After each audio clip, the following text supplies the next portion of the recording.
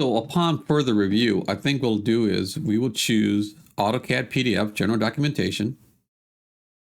And then here we'll use ANSI Expand B 11 by 17.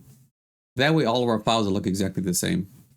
So if you did this work and applied these settings and hit apply and OK, and then you go back later and do a plot, you can basically produce a PDF file here. I'll call it Final Elevation. And ultimately what you'll receive is the following. There's the PDF that's just launched. So your drawing should look exactly like this. Again, with all the line weights and everything.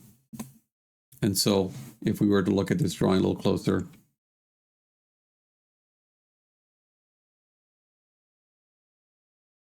you'll see that the line weights here are taking effect right there. And so they should appear correctly. Okay, that's it.